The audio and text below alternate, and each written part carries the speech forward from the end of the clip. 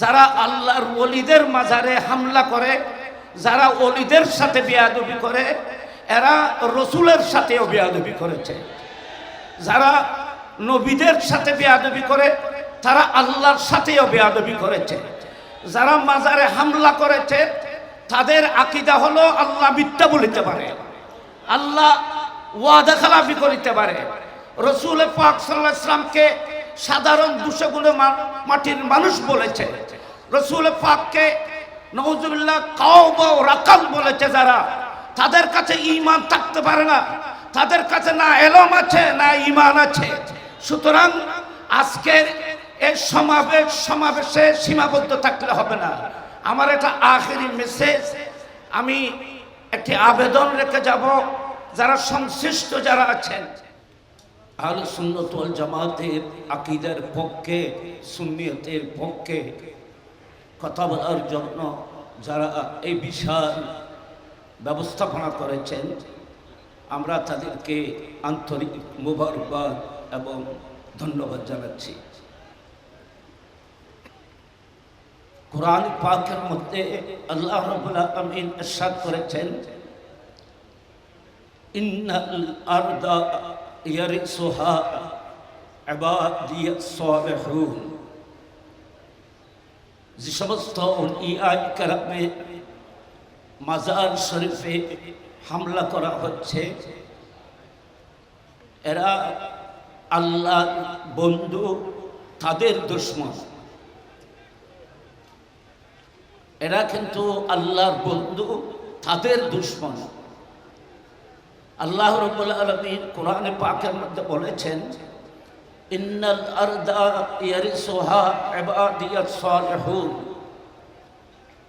এখানে আরদ বলিতে যদি জমিন হয়, তাহলে গোটা বাংলাদেশ নয়, গোটা পৃথিবীর জমিনের মালিক আল্লাহ পাক ওলিদেরকে করেছেন।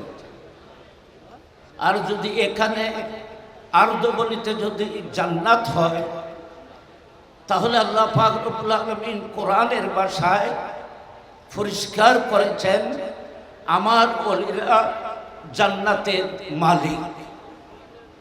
আপনারা বলেন, আজকে এই সুফি সমাবেশ থেকে আউলিয়ায়ে কেরামের পক্ষে আমরা যারা হাজির হয়েছি, আউলিয়ায়ে কেরামের মাজারাত, আউলিয়ায়ে কেরামের পক্ষে যারা কথা বলার জন্য আপনারা এখানে উপস্থিত হয়েছি, বাস্তবিক আল্লাহ পাক এই ওলিদেরকে জান্নাতের মালিক করেছেন।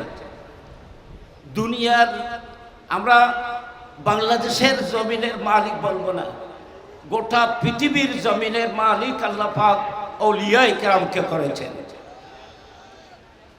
সুতরাং যারা ওলিদের মাজারে হামলা করতেছে, তারা তাদের জান্নাতের উপর হামলা করতেছে, তারা তাদের আখিরাতের উপর হামলা করতেছে। যারা ওলিদের মাজারে হামলা করতেছে, তারা, এখানে অনেক কথা এসেছে, কিন্তু আমি চিন্তা করে দেখলাম, যারা আল্লাহর ওলিদের মাজারে হামলা করে, যারা ওলিদের সাথে বেয়াদবি করে, এরা রসুলের সাথেও বেয়াদবি করেছে। যারা নবীদের সাথে বেয়াদবি করে, তারা আল্লাহর সাথেও বেয়াদবি করেছে। যারা মাজারে হামলা করেছে, তাদের আকীদা হলো আল্লাহ মিথ্যা বলিতে পারে, আল্লাহ ওয়াদা খেলাফি করিতে পারে। রসুল পাক সাল্লাল্লাহু আলাইহি ওয়াসাল্লামকে সাধারণ দুশগুলো মাটির মানুষ বলেছে। রসুল পাককে নাউজুবিল্লাহ কাওবা ও রাকাল বলেছে। যারা, তাদের কাছে ঈমান থাকতে পারে না, তাদের কাছে না ইলম আছে না ঈমান আছে। সুতরাং আজকের এই সমাবেশে সীমাবদ্ধ থাকলে হবে না। আমার এটা আখেরি মেসেজ।